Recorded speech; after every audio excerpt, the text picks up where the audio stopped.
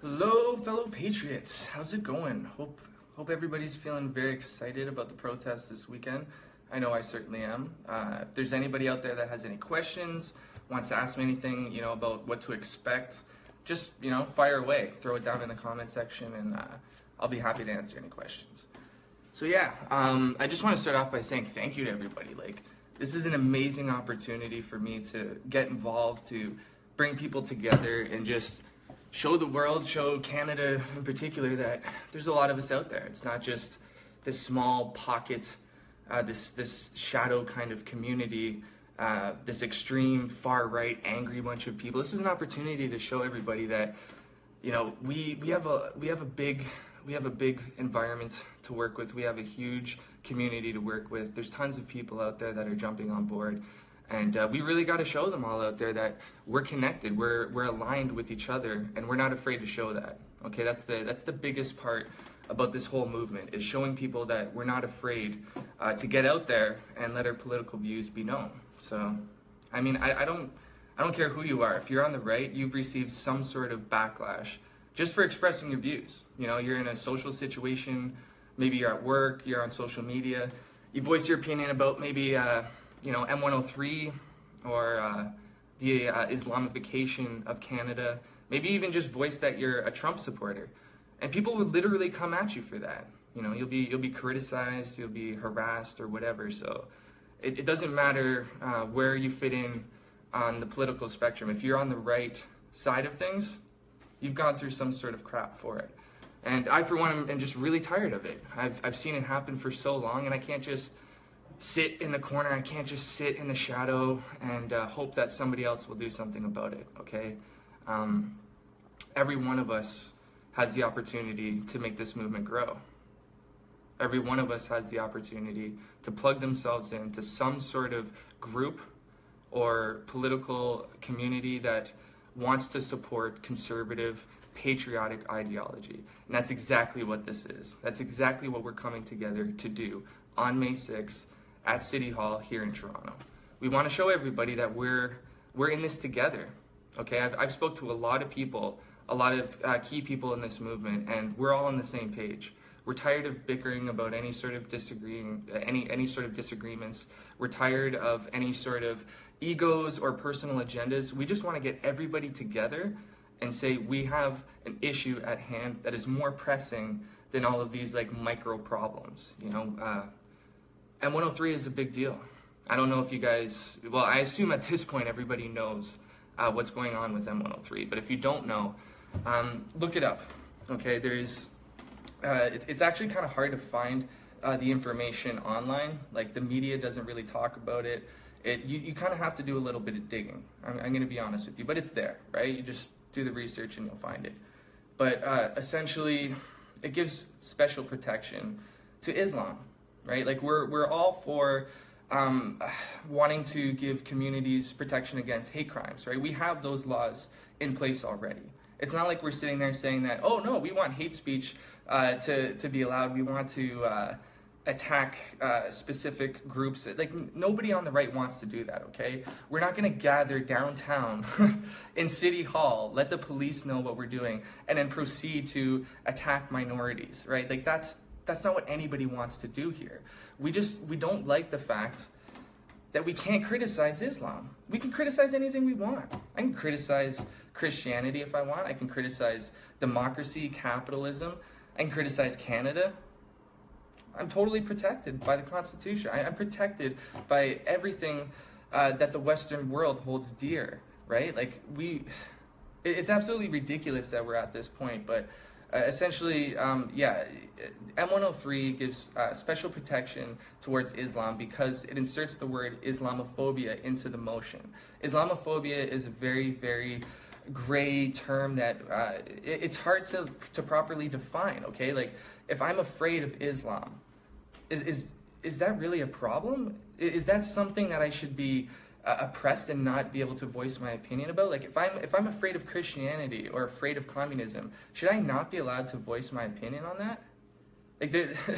There's a lot of very intelligent, articulated individuals out there that are speaking about this, and they're not given the proper media attention to really expose it to the masses. We don't have enough visibility on this, but there are so many individuals that are way more qualified and way better than I am at explaining this, and I want to give those individuals an opportunity to get on a mic, to get up there on the stage and give you a more detailed explanation as to the problems that we're facing. Because I see things on a surface value, I see things on a surface level, and I try to connect with as many people as I can and get the right people in the right places to do the right thing. Because nobody can do everything on their own, right? Like, it's really hard to take on such a political problem on by yourself, right? We need to get as many people plugged in as possible.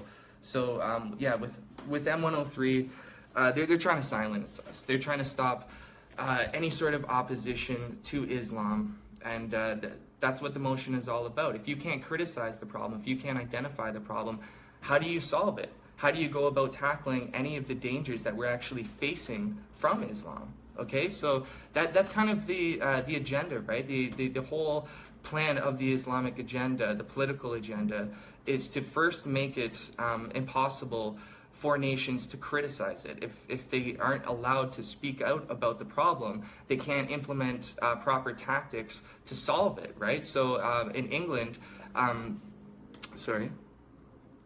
in England, that's pretty much what they were, the problem that they were facing, is the government wasn't allowing the people to criticize Islam. So then therefore the government itself can't criticize Islam. They would be basically hypocrites at that point. And they were facing a huge migrant rape crisis. And they weren't able to properly notify the public, notify the authorities, and deal with it correctly because they would be essentially guilty of criticizing Islam. So we can't have that here in Canada. We can't have certain aspects of a political religious ideology causing harm to us and just sit back and be like, oh, well, I can't even identify the problem. It's like, look what happened with the Catholic Church. There was clearly a crisis happening there in terms of pedophilia and molestation of kids, and we recognized that. We weren't afraid to say that, hey, there's a problem here, and since we were able to identify that problem, we could address it and work towards correcting it. So I'm not out to say that every single Muslim is a bad person, or even that the majority of them. I actually personally believe that the majority of Muslims here in Canada are good, honest, hardworking people. But there's a problem with the actual ideology, which when you have a huge concentration of Muslims, eventually leads to an Islamic takeover of government, right? When we look at the Middle East, we see how heavily embedded the religion is in the government, and it creates a lot of problems, right? Like in the education system, it oppresses women. I just did a report recently on female genital mutilation in Islamic nations, and I'm not trying to say that every Muslim or even the majority of Muslims here in the West are promoting FGMs, but you can see that there becomes serious problems when you have high concentration of Muslims and an Islamic influence in government in particular.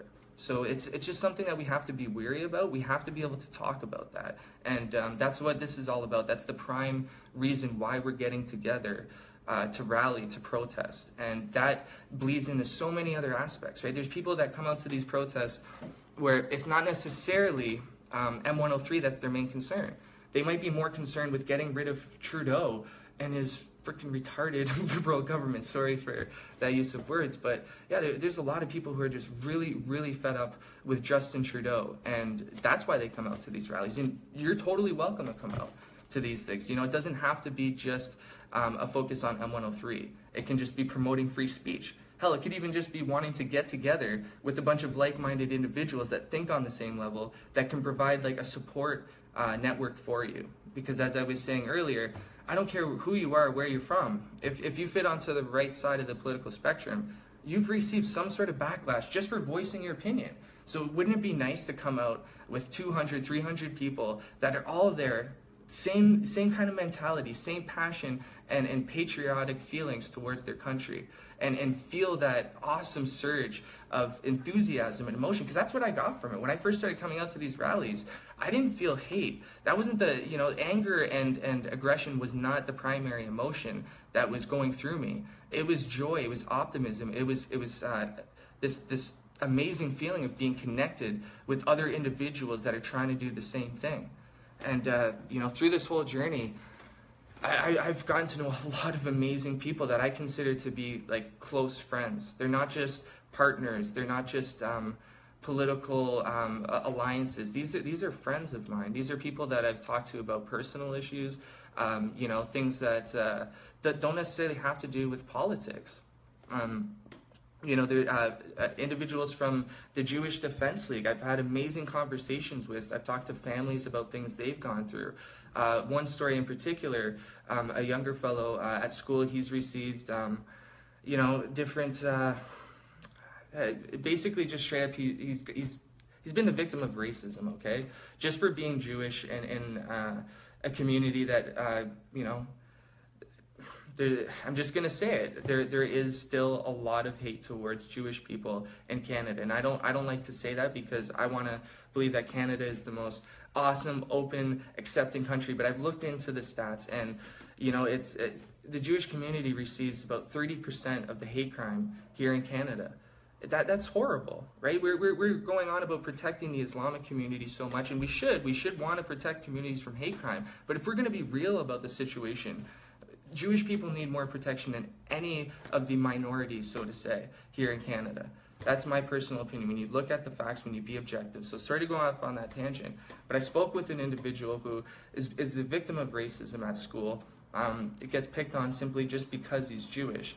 And he came out to one of our rallies, and unfortunately he got there a little early. Antifa tends to show up early.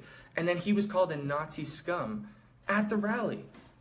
Imagine being this Jewish boy, and at school, you're picked on for being Jewish, and then you go to a rally, and then now you're called a Nazi scum? Like, that's psychological damage. That poor kid could be traumatized, right? When I hear stories of that, it's like, man, we got to come together. We got to be there for our Jewish friends. Our Jewish friends are there for us, right? And we got to be there for our Hindu friends. Our Hindu friends are there for us as well. We got to reach out to these people, talk to them, have conversations. Don't just send them a Facebook message. Don't just send them a tweet. Have a conversation with them. Pick up the phone, let them get to know you. And, we all have that kind of nervous hesitation. Even when I started this video, you can probably see, like, I'm just more nervous at the beginning of a conversation. But once you develop that comfort level, it just comes naturally, right? And that's really what it's all about. It's just developing more natural types of conversations and relationships so that we can network better. If we can network and create the type of alliances that the left have, they're dead. They're dead in the water because they don't work with the same type of logic and intelligence that we're working with, okay? We debate objectively. We don't debate with emotion as our primary tool or weapon like the left does. But because they're so connected, there's such this tightly woven alliance between the left, it's really hard to beat them on a mainstream level. But when you have individual debates with them, when you see, I've posted tons of videos where I debate these clowns, and they literally do lack the ability to have an intelligent conversation. And that's how we can get people in the middle. That's how we can get people who are kind of like center right or center left, by showing them the stupidity that is coming from the left. Because they're just looking at the media and saying, oh, well, that's what other intelligent people think. They support the left liberal agenda. So I'm going to go with what Bill Nye the Science Guy says, or I'm going to go with what Meryl Streep says, or I'm going to go with what this. They're not thinking with their own mind. They're just going with what people tell them to think. And the minute you challenge them, the minute you put them on the spot and say, hey, let's have a debate. Let's have a conversation about it. They got nothing. Okay, they got nothing. I don't care if it's the transgender issue. I don't care if it's Islam. What it is, we destroy them every single time. So come on out to the rally. Be there with other individuals that are just, they're on the same level as you are intellectually. They're on the same level as you in their heart. Okay, they're there with you. They're your friends, and that's really what this is all about. Okay, we might not get everything accomplished that we want to get accomplished with one protest. You know, there's a great man out there by the name of Arthur Smitherman. I like this man. He is my friend. I consider my friend. I don't agree with everybody on every single thing they say, but you know, he's got a lot of really, really good things to say out there, and I'm going to have him speak at the protest. I was actually requested by a couple people, and he's going to be able to talk more in depthly about all of this. He's going to be able to explain the dangers that we're facing on a much more sophisticated level than I or other people are able to explain. So for all of you people out there that are supporters of Arthur Smith, he will be speaking. And you know, if you have any concerns or issues with him or whatever, that's fine. Nobody out there is perfect, but he's going to be speaking. Sandra Solomon is going to be speaking, obviously. We all know what Sandra is doing. She's doing amazing things. She speaks from the heart. She also speaks from the mind. She has so much information to get out there. I highly suggest that would you listen to Sandra Solomon, research what she's saying. Pause the video, stop at a point, pick up the name or pick up the detail, hit the Google, and you'll find out that what she's saying is totally true. Okay, same thing with Arthur Smitherman. We're gonna have a couple other individuals speaking at the rally too. I don't feel comfortable divulging their names at this point, just because, you know, we get spied on. We have people tracking information, and I don't want to give anything out there that isn't already exposed. So, you know, there's people out there that are promoting themselves like myself that obviously have nothing to hide. I put all my videos out there, everything that I'm doing. It's no problem for me. But I respect other individuals out there that may have more to lose in terms of you know, their job. Maybe they're worried about losing their job. Maybe they're worried about you know, family members that could be connected to a liberal party or whatever, and they don't want that information out there. So you have to be respectful of the individuals that aren't so willing to come forth and be in the spotlight, so to say. But I want to assure everybody that we're going to have a variety of speakers up there.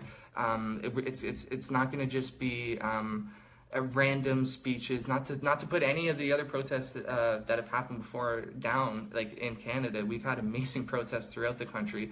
But I kind of want to reach a higher level with it, not just being anti-M103, pro-free speech. Like, I want to bring a little bit more sophistication, articulation, and detail to the speeches, so that other people who want to attack this problem that we're facing on a more political, what's the word that I'm looking for?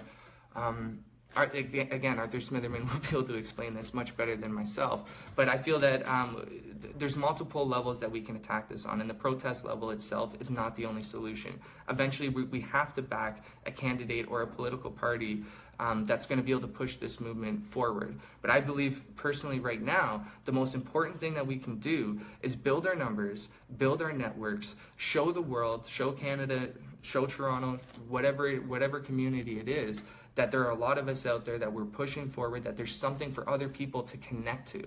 Because a lot of people have lost faith in the Conservative Party. A lot of people have lost faith in there being an option to represent Canada in a proper way. So, you know, if we can give people an opportunity to at least get connected on a grassroots level, with the intentions and hope that we're going to build towards something bigger in the future, that's a good start. That's an amazing start. This is kind of like a Cold War that we're facing, in terms of our first number one priority right now is building up our resources, building up our networks, building up our people, so that when it is time to vote, when it is time to get out there, we have enough people. So I'm not trying to put anybody down or say, hey, you know, if you back a Conservative candidate, I'm there with you because he's better than Trudeau. I'll take the small victories where we can get them. We don't have to get to the top right away. We're building towards that slowly. And as long as we keep moving forward, we're eventually going to get there. And we don't have to argue about what that top is. We just have to keep moving forward, right? So if you're not a big Bernier fan, if you're not a big Leach fan, or if you're not a big whatever fan, that's okay. But can we all agree that they're better than Trudeau? Isn't that the more important thing, that we have to get rid of Trudeau? So I won't even spend time really arguing with people about our petty disagreements about the right, because there's this huge target on the left that we should just be focusing on.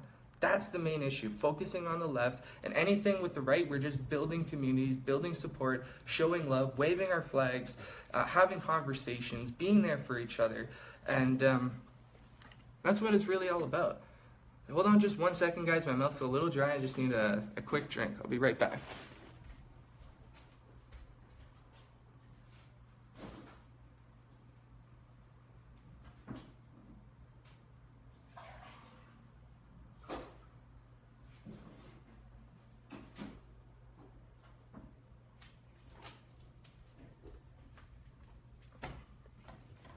Hey guys.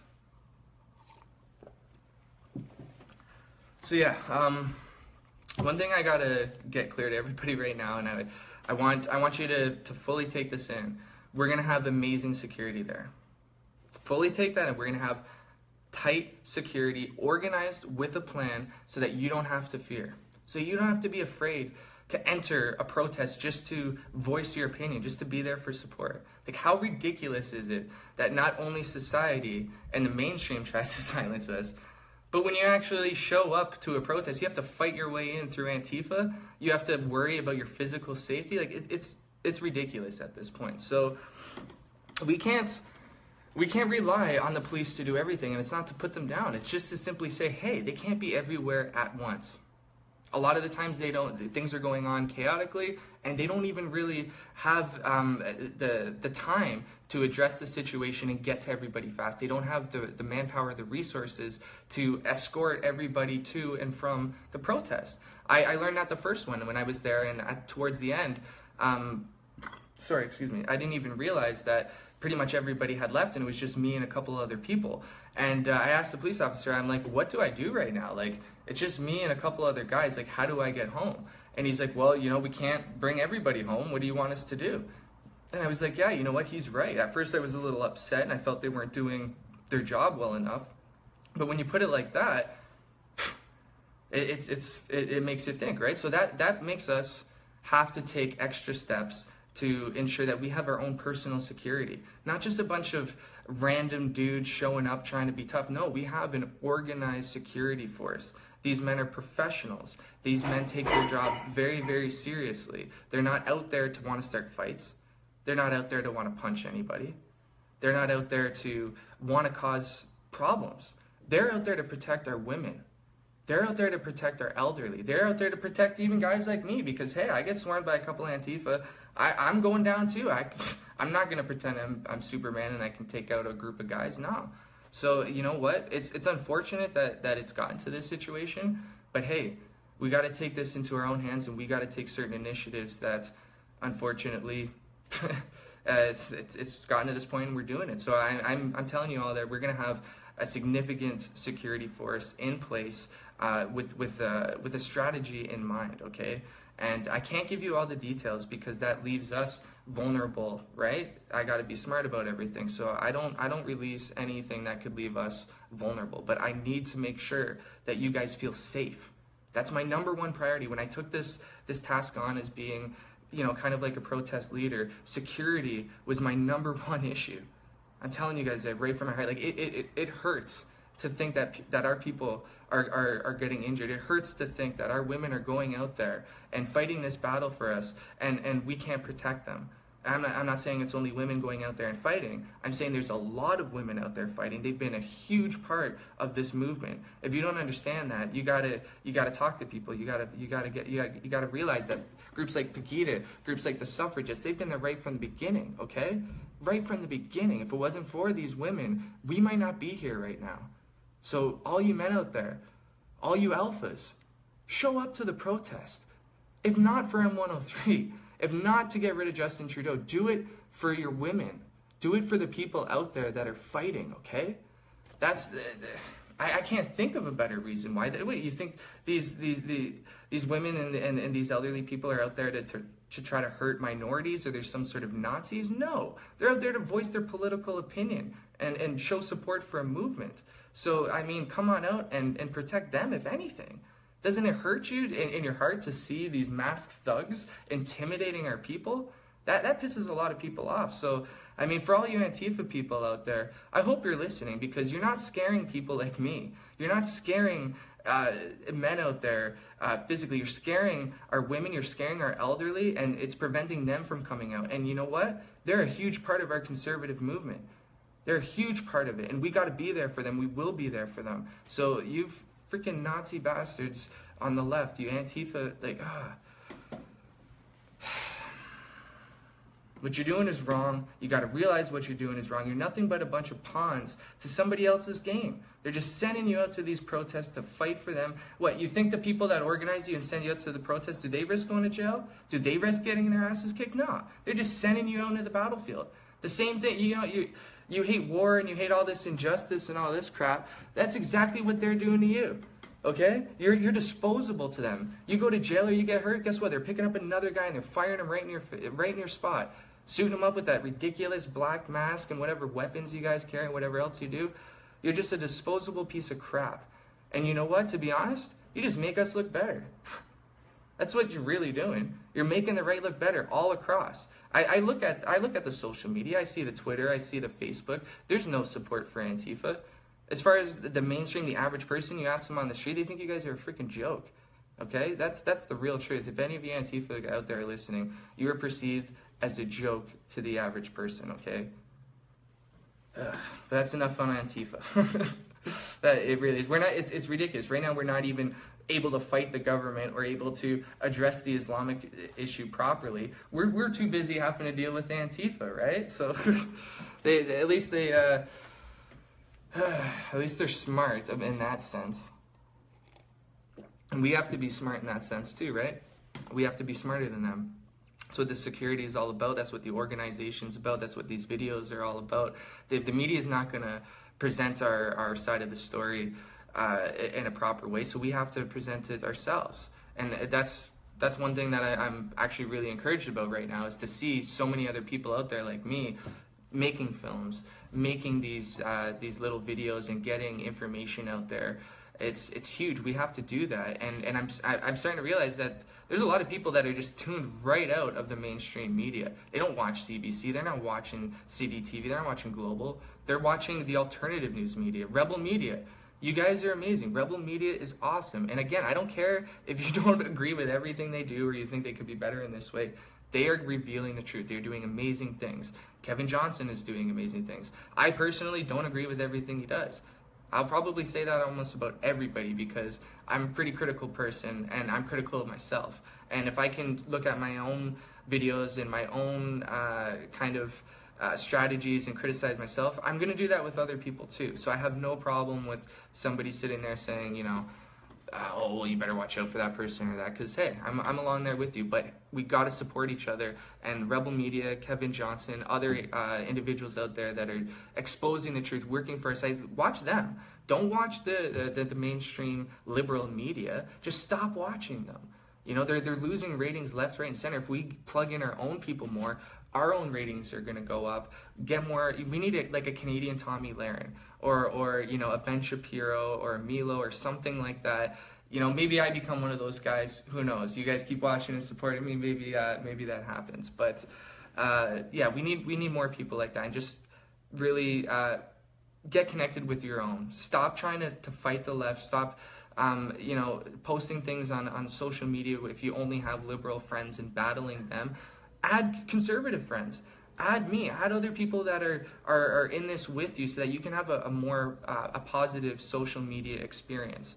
And to bring it back to this protest on Saturday here in Toronto, May 6th, that's what it's all about. It's getting together with people that are like-minded and feeling that love, feeling that support, voicing your opinion in solidarity, not bickering about our petty differences, and giving a real opposition to the left, giving other people out there hope that they can plug themselves into something that's really moving forward, and they can feel a part of something. Once you feel a part of something, once you feel appreciated and respected and you know, just in a really friendly environment, you get hope. You get this surge of I got to get in there and do it. And that's what I want to give to people. It's just, You know, feel that fight and the love at the same time, and you will push forward. You will push forward. You can't be too passive, and you can't be too aggressive. You have to find that balance in between, and that's what creates leaders. That's what creates real differences in this community. And you have to be understanding that other people can provide things that you can't, right? I can't provide all the security. I can't provide all the know-how. I can't provide everything myself. But you know what I can do? I can network with other individuals that can do that. And I can say, hey, I really need you to do this. Hey, I really need you to do this. And if they come to me and they say, hey, can I do this? I got to be open and willing and say, I will work with you. I will work with that person. So I encourage everybody out there to just work with as many people as possible. Even if you disagree on a little issue, it's okay. Just push forward. Yeah, I have to give thanks to a lot of people right now. Sandra Solomon, thank you so much. You've been so supportive, so wonderful. You're just a really nice person. I've had the opportunity to sit down and talk with her, just get away from politics for a little bit, get to know each other aside from that, and she's just a really cool person. Really, really awesome. I like her a lot. George Halak, guys, I mean, I've yet to meet him, but you know, what he's done for this movement is extraordinary. Get to know the CCCC, the Quad C. Get to know George Halak if you can, because he's an amazing guy, and if it wasn't for him, what's happening in Canada might not be even here right now. You know, I might not even be doing this video if it wasn't for him. And I always try to remember that if it wasn't for these individuals, if it wasn't for the suffragettes, like I said before, groups like Pegida. I have a couple other things here that I wrote down so I don't forget. Obviously the JDL, amazing. The Jewish Defense League, the Jewish community in general has just been phenomenal. The Soldiers of Odin, oh my God, like these guys are great guys. Everybody that I've talked to individually, it has just been, I've been so surprised to see how nice how nice of guys these people really are, right? Like no matter what, you see a group that's a little bit more like tough looking, right? You know, they have that tougher image, and you're gonna be a little weary of what they're like. You know, are they nice guys? Do they speak articulate? Are they you know, who really are they? And I got to know them, and I'm really, really impressed. They have some truly good leaders within that community, people that really care about just being there. They're driving down from areas like London, from Kitchener, all over, just to be there to protect us. How amazing is that we have fellow patriots driving down from areas all over the place doing that. I see also 3%ers. I got that written down right here too. Got to get to the 3%ers. If you don't know who the 3%ers are, get to know the 3%ers. I was talking to an individual the other day, and he was saying that during the American Revolution, it was only basically 3% of the population that fought. And I didn't know that. It's a really simple, beautiful name. It's great. The 3%ers. It's strong. It's together. It's unity. It's fighting against the masses. It's fighting for a revolution. So I have nothing but love for the 3%ers. Great bunch of guys, and they're very organized. They're perhaps the most I guess professional of these other groups. I can't verify that for sure. I don't want to speak too much for any group or whatever, but I get the sense that although they might not be the most vocal or the most out there, so to say, they're tight. The guys that they do have are very knowledgeable and very well trained. So it's great to have these different types of communities coming together. There's also some communities that I haven't been as much involved with, but I know that they're doing great work as well. Like I believe it's the Canadian Combat Coalition, Wolfpack as well. Mouth is a little dry here. But yeah, if there's any other groups out there that are really involved with what's happening or want to get more involved, contact me. Have maybe one of your reps, somebody that you really trust, get in contact with me.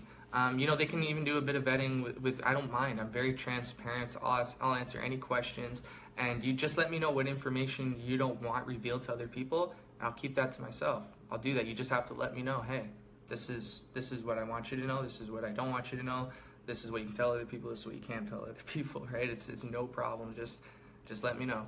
And I also have a personal team that I've been working with as well. I don't want to divulge any names. I don't want any of these individuals to be vulnerable to anything. But for all you people out there that have worked with me personally, that I've been talking with on the phone, I want you to know that without you guys, I can't do this. You're amazing. The work that you do might not get the recognition that it deserves, but to me, I will always know that. You'll always be with me no matter what happens. I'm taking everybody with me. We're going to push forward as much as we can. And thank you so much to my personal team for not only doing work, but being there as a support group to bounce ideas off of, whether it's how should I handle this, what's the best strategy, or anything like that. Like, your work is just I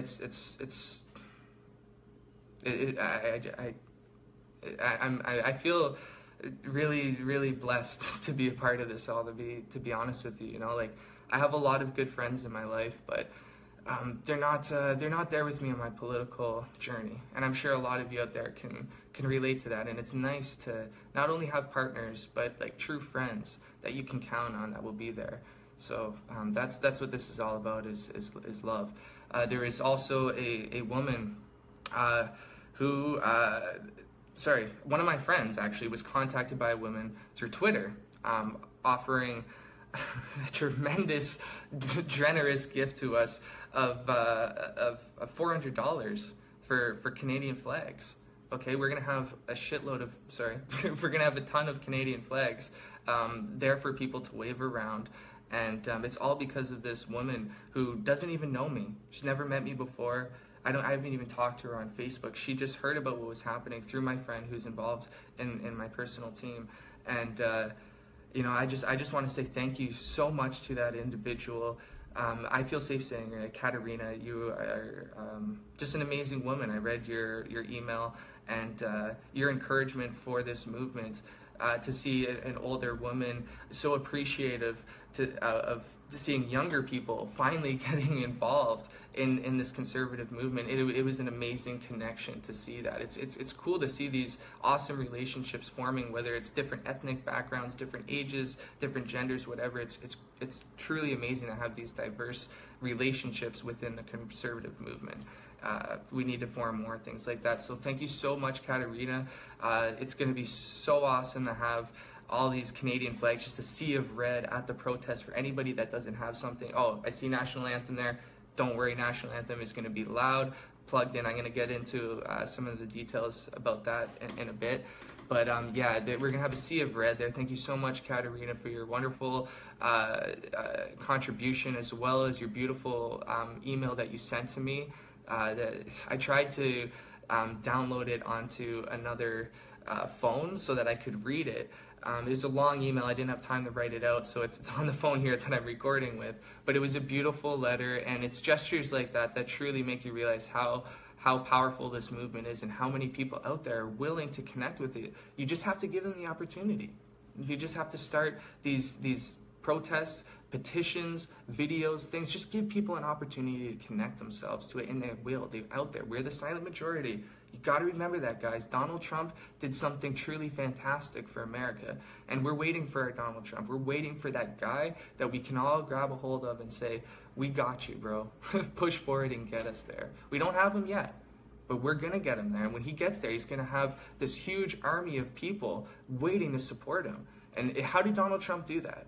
He did it by doing huge rallies, by using the social media, by not catering to the left mainstream media. He fought against it, and he knew where his base was. And we got to know where our base is. For all you conservative candidates out there that are battling this war to try to appease to the left, you're never going to win like that. You're never going to win that way. I look at the conservative race right now, and it's almost like they're battling for the prime minister candidacy right now. They don't realize that they're fighting to get conservative votes, and conservatives want to see real patriotic values present in the political conversation. And these conservative candidates, in my opinion, are just catering way too much to the left community because they're so worried about getting these center votes, and they're going to lose their base that sits on the right. Listen to the right-wing community. Listen to them out there. They want to see a more hard-edged, patriotic leader that's not just this robotics. You know, we're tired of that. We're tired of that. So I'm sorry to go off on a little tangent there. If you disagree with me, it's totally fine. I mean, maybe Bernier is the guy, maybe Leach is the woman. I'm not, you know, I'm not a political expert, but in my opinion, Canada is hungry for somebody who's tired of the PC culture, who's really willing to break through, have rallies, have grassroots build-ups like we're doing here. And if they're not willing to do it, I'm willing to do that. I'm willing to put my name forward, put my face on the line or whatever. Sandra's willing to do that. George, so many people are willing to do that, so we need you to do that as well. You don't have to make videos, you don't have to do whatever. Just come out to the protest, you know, just show your support, show them that we have huge numbers, because I've talked to hundreds of you out there. I've talked to so many of you out there, and I know personally that we have a huge support base. Huge support base, and if we keep gathering huge numbers, the media is going to have to show. They're going to have to come up. Rebel Media has to come. Kevin Johnson has to get involved. All the amateur journalists out there have to get involved. We have to force people to see this. We have to create visibility. That's our #1 priority right now, is creating visibility, and we can work on all the details and all the fine tuning as we move along. So getting back to the details of the protest, I'll go on these little tangents here and there because I like to keep it casual. I like to keep the live videos more just free-flowing, because when I do my edited videos, I keep it rigid. I make sure that there's like a focus. So it's nice to just be able to be loose and discuss things as they come along. But yeah, at the protest, we're going to have awesome equipment there. I'm not going to get into any of the details because I don't want to give the other side any information that they can work with to go against us, but we're gonna have solid equipment there. It's gonna be efficient. We're gonna be loud enough. We're gonna have a variety of speakers there, like I said before.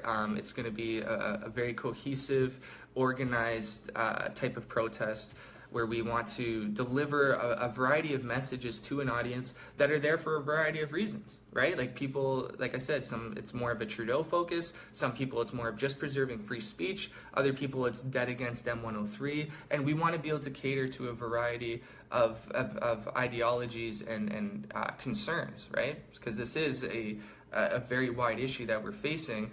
All of the issues come together in a package, but I don't want it to just be an anti-M103 thing, because the motion has passed. We don't want to see it become a bill, but we can't just focus on the M103 aspect. That's kind of like the polarizing topic, so to say, that you know, we can use as like a headline, but don't get it twisted and think it's just about that. And in particular, don't think that this is an anti-Muslim thing. Like, everybody that I've talked to does not want to target Muslims.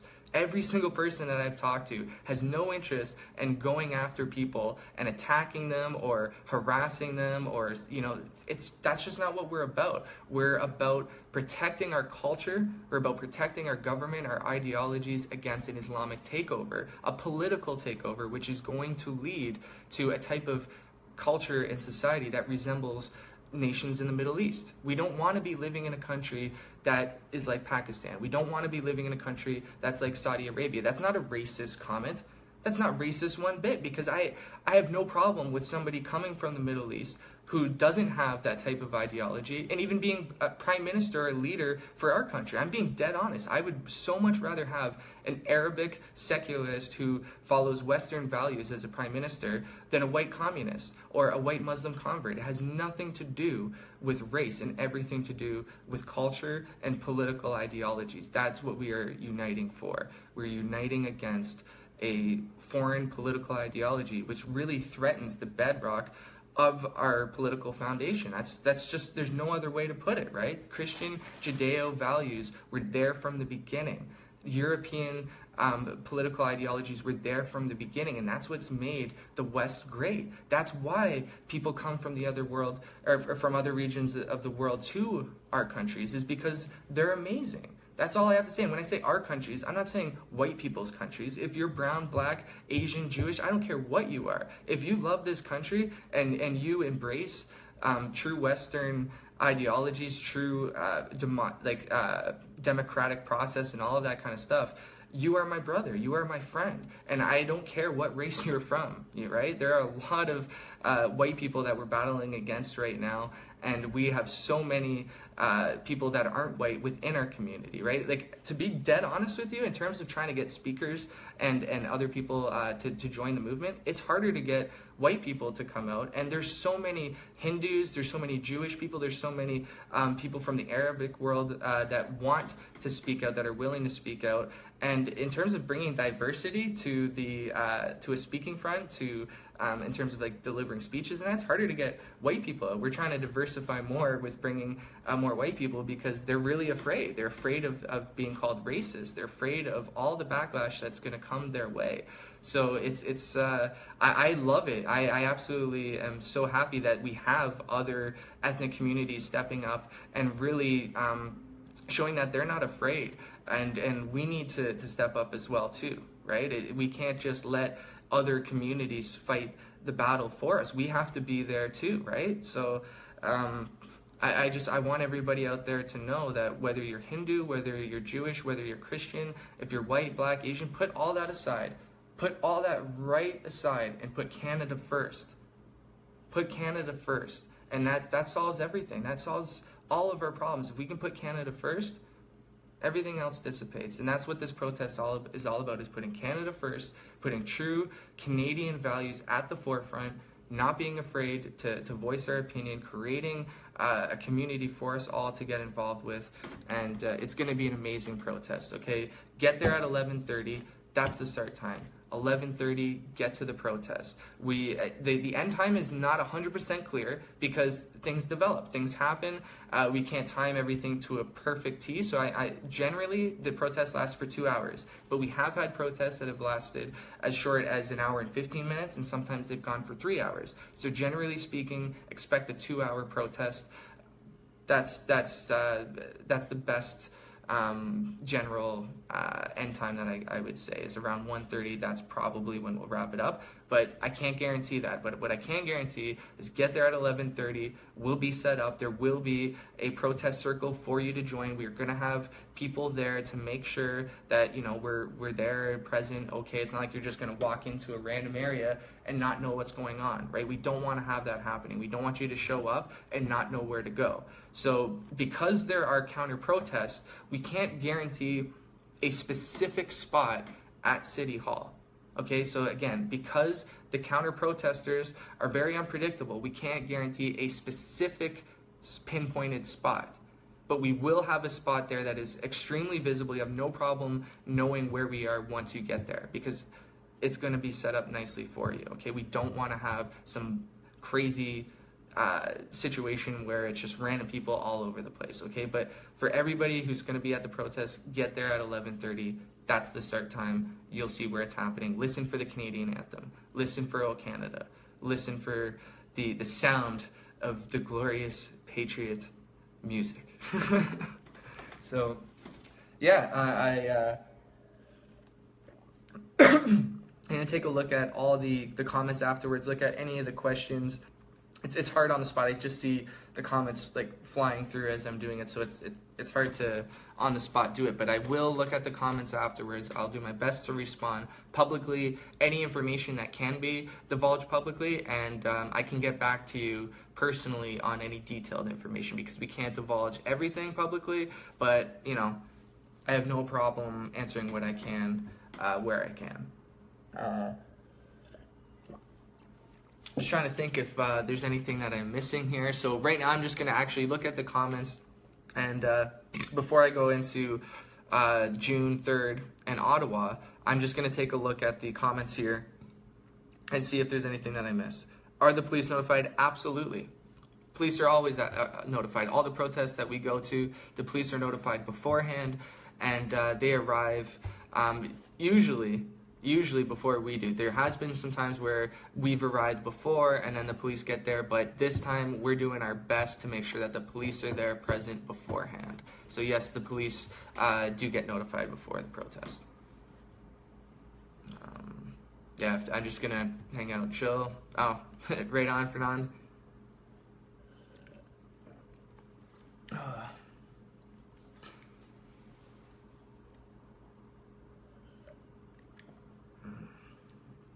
Oh, 250 comments so far. Wow. Yeah, that's what I mean. Like it's really, really hard to to check out all the content. Yes, Antifa can get ugly, but to be honest, we haven't had any injuries our way. There have been people that have been assaulted, but in terms of like, you know, being hospitalized or anything substantial, no, nothing like that. And I'll be honest, Antifa has been injured before because they start all of the fights. And sometimes when you know, a skinny 20-year-old dude goes after a fully grown 30-year-old man, it doesn't work out too good for him. And, you know, sorry, Antifa, but you start all the fights, and sometimes we have to finish them. But, yeah, and the Antifa always gets arrested. Like, I think we've had, like, maybe like 2 people get arrested and then they're immediately let go. Where Antifa, every protest, it's maybe like 4 or 5 guys. And it's not because they've really hurt people. It's just because of their tactics. It's because they're trying to hurt people. And yeah, so I don't want anybody to freak out and think that people have been seriously injured or anything. But yeah, they do assault people. Yes, please look after our women. That's like the most important thing here. Yeah, sick of the liberal voice drowning ours out. Like they control the mainstream, right? It's something we can't even really fight on a mainstream level because we just don't have the opportunity. Anyone interested in carpooling would go down with someone if possible. Yeah, so Margaret, thanks for that comment. I can forward that to other people or let other people know. Contact me. Jonathan Starks, my buddy. See, Johnny's my boy. He's there. He supports the movement. Might not be physically present. Might not be sharing everything, but he's a good guy. And his music is awesome too. Check out Johnny's music. There's a lot of fans or I guess supporters of my page that would really like the music that Jonathan Starks is doing. So yeah, give his page a look-see, and he's some local talent. He's got some good tunes out there. Defund the CBC. Absolutely defund the CBC. Stop watching the CBC, make the ratings go down, make you know, advertisers not want to pay as much. Just stop paying attention to them. Oh, you're welcome, Johnny. Your tunes are great, man. Good stuff.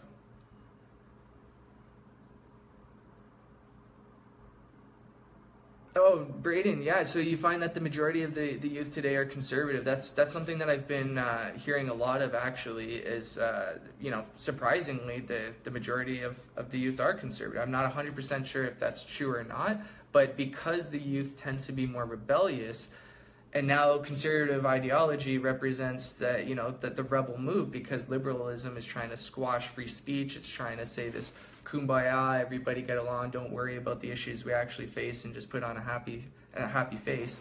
And you know, that doesn't resonate with a rebellious youth culture. So I do think there is that kind of swap of the youth sitting there saying, hey, no, I'm not going to follow this crap. I'm not going to listen to your garbage. I'm going to think with my own brain.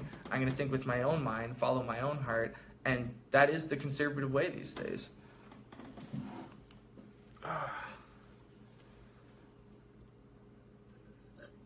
So yeah, with the protests, I'm expecting there to be at least 200 people there. We're gonna have a huge security force in place. Like I said before, that was my first priority, was making sure that I got in contact with all the security personnel, even people that are just interested in helping out that might not necessarily be part of a group, just to ensure that everybody out there feels safe, that they can come to something where they're gonna be protected. Because how am I gonna promote a protest if I can't even ensure people's safety?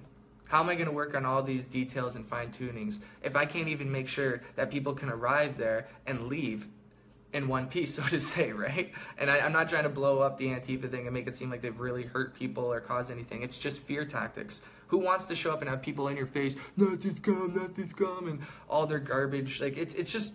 It gives you anxiety, it gives you stress, and it can really cause fear for people, right? So I don't want anybody to think that here in Toronto we've suffered the same kind of things that have happened in Berkeley and other areas. It's not to that degree. It's not to that level, but we're prepared for it if it does, right? That we have to be prepared for that. So, you know, I feel it's very important to communicate that to everybody out there, to feel safe, to jump on board, come on out to the protest. That's one aspect of this that I want to erase and remove from your mind, that you have to worry about physically ending up in the hospital, physically being assaulted.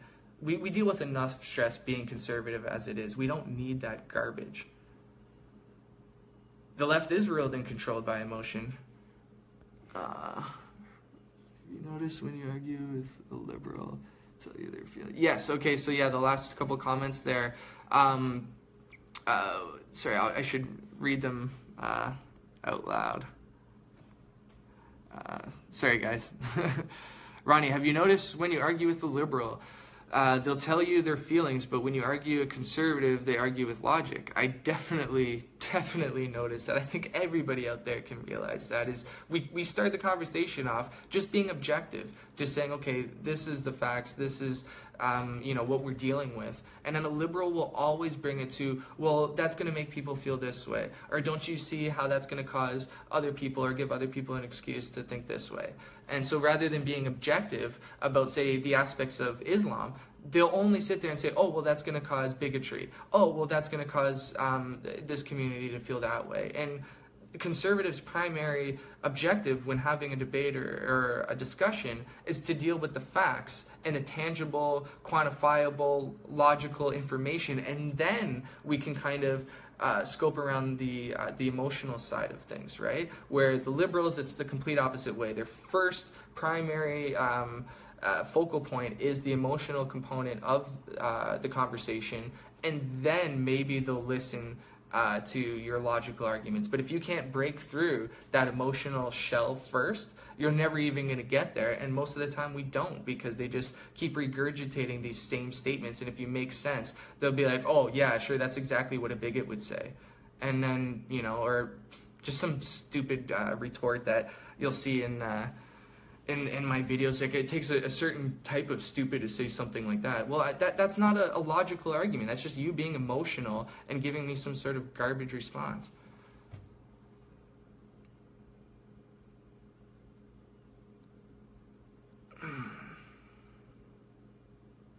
Have a successful day. Thank you, Johnny. Dennis Riss. Yes, this will be an epic Saturday, Dennis. This is going to be an amazing day. I've talked to a lot of people that have given me inspiration and told me of the conversations that they've had with different people in their groups. Again, I don't divulge too much information. I try to keep things as secret as possible. But I will tell you guys that whether it's the security team, whether it's the speakers, whether it's the general protesters that are coming out, there are some beautiful things happening. There are some huge groups coming together, and we're expecting, like I said, at least 200 people. Not everybody feels comfortable saying publicly that they're going to be going. Not everybody even has time to check out a Facebook invitation or a group page or whatever. Even for myself, for all the other protests, I never even said that I was going to an event or nothing like that. I never even crossed my mind to do that. I just knew so many people would be there, and I'm showing up. But as you know, protest leader, I felt like I definitely have to make an event page, definitely have to get something out there to show whoever may be concerned, is there actually really something going on, to let them know that yes, this is for sure official, this is going down, and this is going to be an epic Saturday, just like Dennis Riss has said.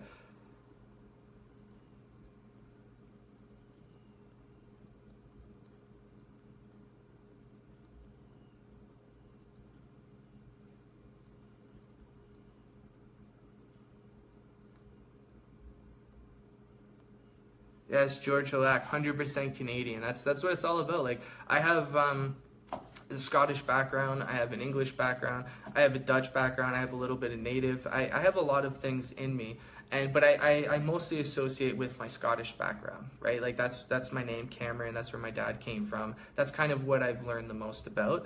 And when I think of Scotland and Canada, you know, imagining a crazy situation. You know, there's some sort of war between Canada and Scotland. Who do you think I'm going to be on? Whose side do you think I'm going to be on? Canada, because that's where I am right here, right now. I have every right to be proud of my Scottish heritage, every right to want to hold that and make it a part of me. But the most important thing is to put Canada first. That's what we all have to do. And there's a lot of people, I fear, that when they come into our country, they don't necessarily put Canadian values first. They're not going to be there for us if there is this theoretical battle, so to say. Their alignment is not necessarily with Canada. And I'm not sitting there trying to say that the majority of X ethnic group or the majority of X religious group or the majority of whatever. I'm just saying it's something we have to be careful of. It's something we have to be mindful of. And with M103, we can't even talk about it. So it's all about being able to have a conversation about potential threats, being able to deal with it on an adult level, not just putting emotions forward and in getting to the bottom of things. And so I'm open to have discussions and debates with people from any political ideology, wherever they fit on the political spectrum. I'm willing to have a debate with them. I'm willing to hear them out on certain sides. And hey, maybe I even might agree with them. But, you know, if they want to just put emotions at the forefront, if they want to represent, another region of the world's values ahead of ours, I'm sorry, but you should, that's my feelings about it anyways. So yeah, I'm seeing a lot of people saying that they're going to be there, right on board with all this. It's so good to see all the positivity and people breaking through barriers, having different opportunities to speak out. Yeah, exactly what Becky says. Everyone wants to come to Canada because we're free, and we want to keep it that way. The whole Western world wants to keep our nations free, and big part of being free is being able to speak your opinion. Free speech is a part of freedom. How can you have freedom without having free speech, right? So going back to M103, if you read the actual motion, it says that it seeks to quell any form of Islamophobia. To quell means basically to extinguish, to eradicate, to stop, to shut down. So they want to shut down any form of fear towards Islamophobia. So I actually spoke with a Muslim woman who says, well, it's not necessarily fear. A phobia is like an intense fear to the point where you're like, oh, I can't even deal with it. So her argument was essentially that, you can be afraid of a spider, but arachnophobia isn't necessarily a fear. And I thought that was like a good argument, you know what I mean? I don't necessarily agree with it, but at least, hey, that's logical. That's not giving me an emotional debate, right? So I gave her a retort, and I said, well, you have to understand that this is a gray area that's not defined, right? A phobia, a fear of something. If somebody has a legitimate fear of Islam, like they think that, like I do, there is a political agenda installed, like the majority of us feel, where at the heart of Islam, they want to see the whole world Islamified. And that doesn't mean every single Muslim is part of that agenda. It just means at the heart of Islam, that is what's going on. So, I mean, if I believe that at the heart of a religion, they're trying to take over, and I don't want that takeover, it's very easy for a lawyer or anybody to say that's a phobia, right? This is a gray, abstract term that has no business being an emotion. We need something more clearly defined that can actually say, if you restrict a Muslim's ability to do this, or if any sort of way you, oppress a Muslim because he's Muslim, that's something I can get behind. If it's like no hate towards Muslims because they're Muslim, absolutely, that's cool. But you cannot tell me that I can't criticize the religion, right? Just think if it's Christianity, right?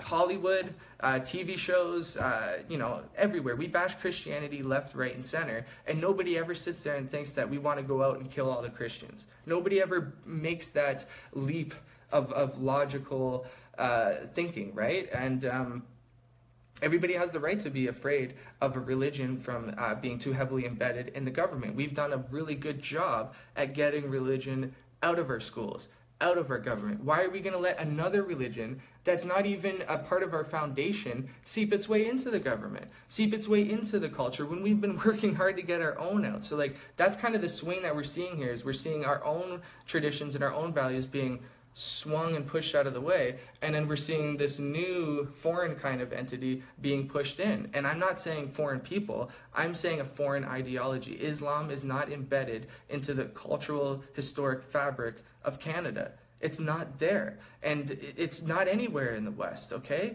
I'm not going to sit there and lie about something that isn't true. So, I mean, People from the Arabic world, from that region, the Middle East, historically, before Islam, they were doing amazing things. They were creating amazing technological advancements. They created Arabic numerals that we use today, you know, like our number. I've said this a lot of time. They've done amazing things. And after the Islamic Revolution, it started to go downhill. And if we have a stronger Islamic influence, things are going to go downhill. These imams, these hardcore Islamic fundamentalists, do not recognize evolution. They don't think we came from an ape, right? So if they have their way, evolution is going to be taken right out of the schools. Forget about that. They're not going to be teaching Darwinism, right? And what have we done? We've done a good job of getting religion out of the school because we want to teach things like evolution. And I believe in God. I believe God has a role in this world. I'm not 100% sure on how things have gone. I'm not 100% sure the workings of God, but I am a man of God, and I truly believe that in terms of school and education systems, we shouldn't be focusing on God. We should be focusing on logic and science. So, I mean, if we live in an Islamic world, you can put that right out the window. I have a lot of people commenting on, you know, look at what's happening in Europe. That's a very, very, very good point. I should have commented on this before. I'm actually disappointed in myself for not. A lot of people will make the argument that, oh, you know, things aren't that bad here in Canada. I don't see this Islamic takeover. I don't see these problems that you're talking about. Well, they are out there, 100%. Watch the Rebel News. I've reported a lot on migrant violence. I've reported a lot on the different dangers of Islam that we face. But I understand, you know, there's not like it's not like we're facing terrorist attacks on the regular. It's not like we're seeing Islamic fundamentalists marching down the street and causing chaos. But when you look at what's happening in Europe, in places like London, which has a 10% Muslim population, which has significant influence in the government, you do see those things. You see the no-go zones. You see areas where there's actually quantifiable percentage of females that have genital mutilation. Okay, there are no-go zones. They're trying to get Sharia law courts installed. That's what happens when you have a significant Muslim population and Islamic influence, right? When you have a place like Sweden, or you look at a place like Germany, all of the violence that's being taken out towards, you know, the German people and the Swedes, because you have to understand, right? Like in the West, we are more passive. We're not living in a society where we don't have police, where we don't have strong customs in place to keep a more peaceful civil society. We're not dealing with bombs flying over us. Like, these people come from places where they have to protect themselves, where they have to go through a whole bunch of crap, and you know, in a lot of ways, their life experience is not necessarily compatible with their own. And that's, you know, that's not even necessarily to put them down or to put us. It's just simply to say it's much more aggressive, and they're not, in my opinion, as capable with adapting to Western society. So, you know, in Sweden, when they say, you know, these people can't help themselves but groping women because they're not used to seeing women in bikinis, I agree. I think they honestly can help themselves. But should we give them that excuse? Should we allow them that ability to just grope women and behave like animals because that's what's acceptable in whichever region of the world? No. I can understand it. I can say, yeah, I agree with you. That's probably what's happening. But we don't have to put up with that. We don't have to put up with that garbage. And I'm telling you, here in Canada, there's so many people from those areas of the world, like I'm saying, hardcore Islamic control, hardcore, you know, imams and fundamentalists embedded into the culture and into the religion, where they think it's okay to marry an 11-year-old girl, okay? They think female genital mutilation is acceptable. And, you know, I'm not trying to say this is the majority of Muslims. I'm saying that this exists within the culture, and when you have significant numbers in terms of population in a nation, they will push for Sharia law. They will push for an Islamic government. Do not get it twisted. And to me, this is the primary focus that is brought everybody together, is this realization that, wow, this is what we could be facing. A lot of Canadians open their minds up to what's happening in Europe, what's happening in other areas, and they're saying, I don't want this happening here. And then when M103 flew its way in, it's like, oh my God, this is the beginning. They've actually started it by trying to make us not even be able to identify the problem. So in ways, I'm kind of thankful for M103 because it's brought us all together. It's made people realize that, hey, this isn't so far away. This is happening right here, right now, and I have to do something about it. Just like Antifa, you know, I hate Antifa, I hate M103, but you guys have helped bring us together. So thank you, M103, and thank you, Antifa, for that anyways. At least you did something good. Trudeau must go. Trudeau should go. I honestly, it's just a popularity contest. That's the only when I think of how Trudeau is in there, he just has, you know, a good look, a good smile.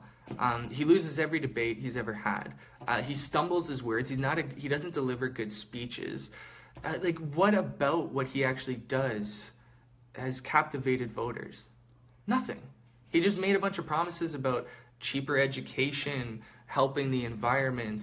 I guess the only thing that he really does is bring in a crap load of immigrants and refugees and open the borders. I think that's really, like, again, this is something Arthur Smitherman could do a really good job of talking about, right? I'm trying to get a lot of other speakers to confirm with me that they're going to be speaking, but I hate promising anything and saying that, oh yeah, this is going to be happening or whatever, but guarantee you I'm going to be up there doing a bit of MC work, introducing the different speakers, kind of keeping a nice flow to the protest.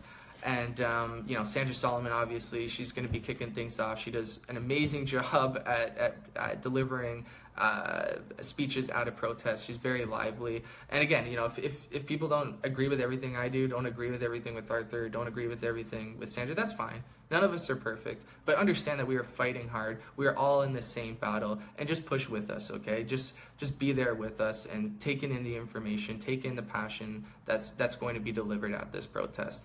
So if people have just tuned in the last little while, I'm going to just flash back a little bit. Big protest happening May 6th here in Toronto on Saturday. Get there at 11:30. You're going to see us there. You're going to see, you know, the circle of passionate patriots. Come on in. You know, we're going to have huge security. If you're at all weary beforehand of how to get there or how to get out, contact me. Let me know what your concerns are, and I can do my best to try to hook something up for you because, like I said before, security is my #1 issue. Protecting our women, protecting our elderly, protecting anybody that needs it, okay? Because I want to be straight. I'm not afraid of Antifa. There's a lot of people out there that we're not afraid of them. We realize that, hey, these are a bunch of bullies that just try to get you 1-on or 5-on-1 or whatever, and I've been confronted by them a lot of times, and they've had opportunities to swarm me and they haven't. So I'm being honest with you. I'm not personally afraid of Antifa, and a lot of men aren't. But they do cause damage. They have hurt people before, and I can't even accept a significant percentage that they're going to get a hold of one of our people. Like, I would feel just so bad if anything bad happened to one of us.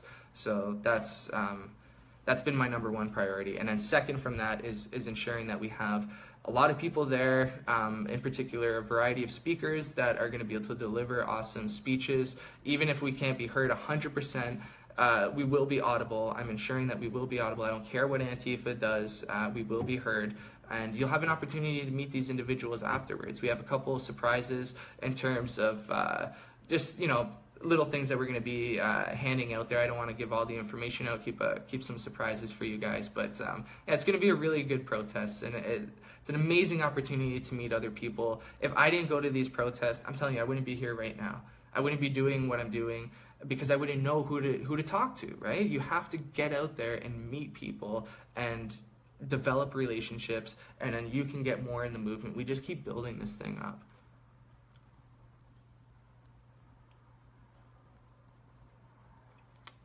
I just looked at my face there as I was chewing my lip. I look hilarious. Yeah, you should play it live. Oh yeah, me with the guitar. Yeah, well, see, here's the thing. I haven't been playing guitar as much lately. When I did the guitar video, I was I was practicing a lot that day. I actually had to maybe do like 10 or 11 takes to perform it properly. And because I'm a perfectionist, I just didn't want to take on the additional stress of having to perform at this protest as well as organize it. And, you know, if Auntie ever got a hold of my guitar, I would just snap. So I just, you know, not right now, but I promise something like that will be incorporated in the future, because I love playing guitar. I love Canada, and yeah, that would be really good. Margaret, thank you for that comment. Margaret just said, you know, what we're doing here is amazing, and thank you very much to Katerina for the flags that she's providing. Again, for people who have just tuned in the last little while, Katerina offered us a huge sum of money to put towards flags. This is a woman that has never even met me, doesn't even know the individuals personally, but because she cares about Canada, because she's seen what we're doing, she wanted to get involved in whichever way that she could, and she got involved in a huge way. I feel just so gracious to have these individuals stepping up and being a part of this movement. I cannot thank you enough, Katerina, and right on, Margaret, for mentioning that. Yeah, we need youngins. We need more people, you know, somebody was commenting earlier about how there are a lot of young conservatives these days, maybe even the majority of them. So yeah, come on, let's get out there, right? Whether you're a university student, whether, you know, you're working a job, whether you're in high school or whatever, contact some people. Maybe get a couple of your friends out, contact me, see who you can come down with, see who you can meet there or whatever. I'll do my best to try to say, you know, I have to talk to a lot of people, so I might only give you a quick message or something like that, but I will get back to you.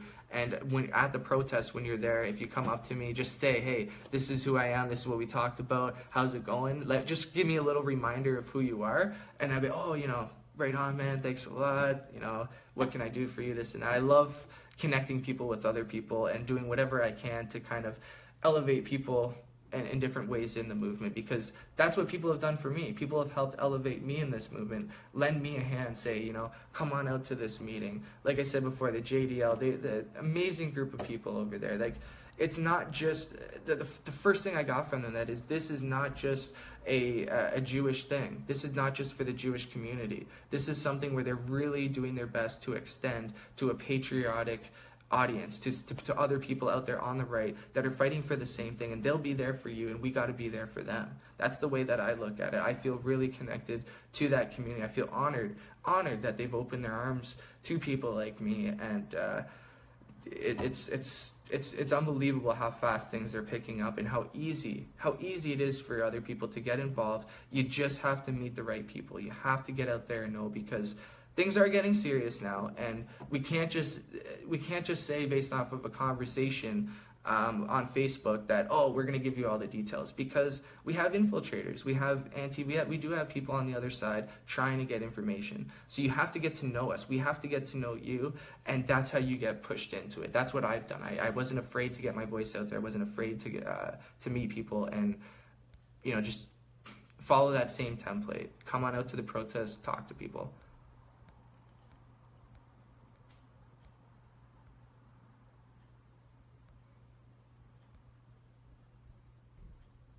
Yes, Becky was just reiterating the same thing. Getting together with like-minded people, that's what it's all about. Like, it's a really beautiful feeling to be immersed with a crowd that is patriotic like yourself, that logical thinkers, and just get away, have a little vacation from the liberal crap that we're usually immersed in, whether it's the job you're at, the school you're in, the family, or your friends. You know, most of us out there, because, you know, we're living in an urban area, we're surrounded by a lot of liberals. And it's okay, liberals can be nice people too, but in terms of political conversations and talking about what's happening, it tends to be an awkward conversation sometimes, and you know, for whatever reason. So it's really nice to be around a community that you can just have more pleasant conversations with. Okay, so yeah, that's it for the May 6th thing. Come on out, 11:30, big protest this weekend. And now I want to move on to June 3rd in Ottawa. This is something where the bigger the whole nation can kind of appreciate. It's much much further beyond any sort of Toronto, Ontario, or Ottawa thing. We got people talking about this in Alberta. We got people talking about this in New Brunswick. I'm hearing all sorts of talks about, you know, getting group tickets, coming down on by train, carpooling, you name it. We're going to be showing up by land, air, and water, essentially, at Ottawa. And, you know, there's some people that are a little concerned about the details of what's going to be happening there. Like, they're not 100% sure whether or not this is taken care of, or there's going to be accommodations or whatever. But I assure you, this march is going to be amazing. There's going to be tons of people there, thousands of people there, pretty much. Like, I don't want to give a certain number or a specific number, but based off of everyone I'm talking to, it seems like this is like the epic moment of the summer in terms of displaying our patriotism in opposition to Justin Trudeau. So if you don't know what's happening June 3rd in Ottawa, you got to find out, because that's going to be amazing. We are going to be marching right to the Parliament Hill. We're going to be, you know, showing our flag, showing our patriotism. It's going to be a sea of red coming down the streets on the hill. And, you know, it doesn't matter all the details. It doesn't matter exactly what's taken care of and what isn't. All that we need to know is that we are gathering in Ottawa in huge numbers, and we're going to be showing up on Parliament Hill. And I don't run the event. I'm not going to divulge any specific details and say, oh, this is taken care of or that's not taken care of. As far as I'm concerned, all the bases are taken care of. It should be good to go. Everything else is just kind of like icing on the cake. So if you have any worries or any details, you know, get in contact with the individuals that are running it. Like I said, I'm not doing that myself. But what I have heard, what I do know, is that everything is a go. The basics are taken care of. I'm going to be going there. I'm going to be trying to do everything I can to bring as many people to Ottawa as possible. But, you know, right now my priority has been May 6th, because I've kind of been given that responsibility, and I want to make sure that, you know, I put everything in the right order in terms of priority. But once May 6th is done, I'm going to be shifting gears and moving 100%, not 100%, but like the focal point will be June 3rd and trying to promote that on a bigger level. So, yeah, I'm really looking forward to June 3rd. I think it's going to be amazing. It's not just going to be a political event. It's very similar here in Toronto. We have an opportunity to network with other people, and not just in the GTA, not just in your province, all across Canada. You can find out what's happening, you know, in Saskatchewan, find out what's happening in Vancouver, find out what's happening other places that you might not have the opportunity to find out because the media won't let you know, right? You have to do your own work and put in your own initiative to find out what's going on, and you can make friends, you can relay information, and we just build this thing up. But we have to show Justin Trudeau. We have to show Justin Trudeau that we are fed up with his garbage. We are fed up with his globalist type of agenda that he's pursuing, that he's allowing to have happen. We have to get him to realize, well, what am I saying we have to get him to realize? He ain't going to realize anything. We have to let people know. We have to let people know that he is not putting Canada first. He does not have Canadian interests at heart. He is 100% willing to just open up the borders, appeal to immigrants, appeal to Islam in whichever way he can, just suck up to whichever minority group. That's the liberal agenda, is just suck up whichever minority votes that they can, and they don't have your best interest at heart. They don't care about immigrants. They bring immigrants into the country. Do they get them the best jobs? No.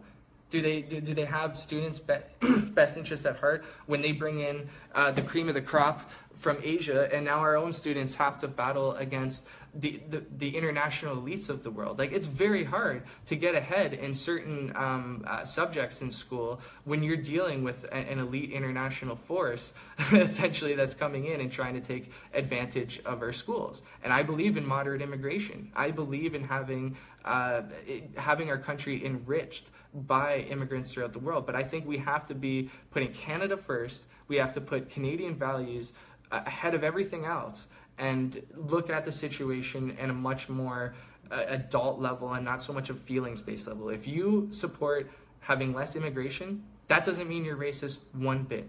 Japan has done it. So many countries throughout the world have shut down their borders, closed their borders. Look at Europe right now. We have Le Pen, who's literally saying no more immigration.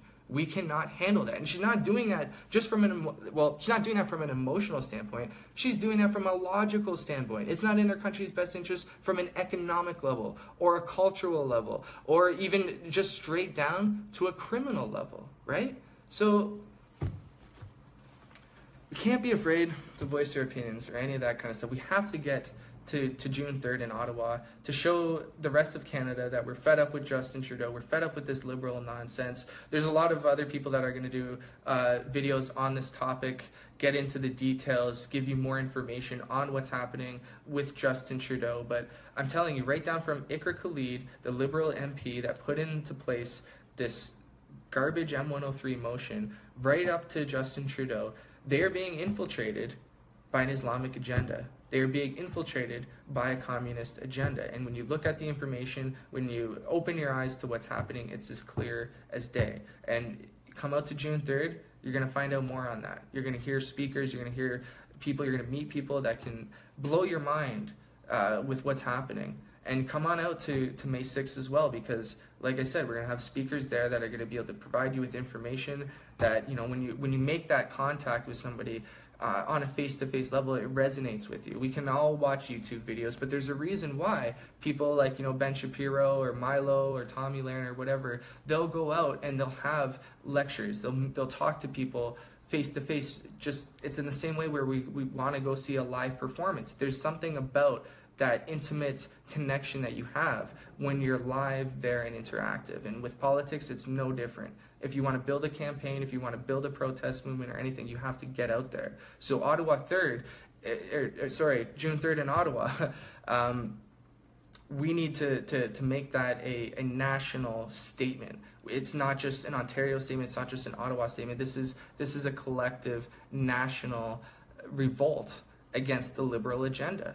And it doesn't matter where you fit into the right-wing perspective. It doesn't matter if you disagree with certain aspects of, say, conservatism or what we're seeing right now on a grassroots level. It doesn't matter. All that matters is that you acknowledge that what's happening on the left is dangerous, that it doesn't sit well with you, and you need to do something against that. As long as you can keep the focus point on that, everything else is to the side. Canada first, conservative values, true Western, patriotic beliefs. We put that at the forefront. We get together in Ottawa.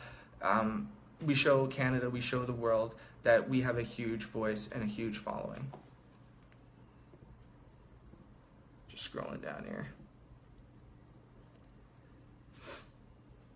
Okay, well, I don't know if anybody else has any questions in particular about Ottawa that I could answer.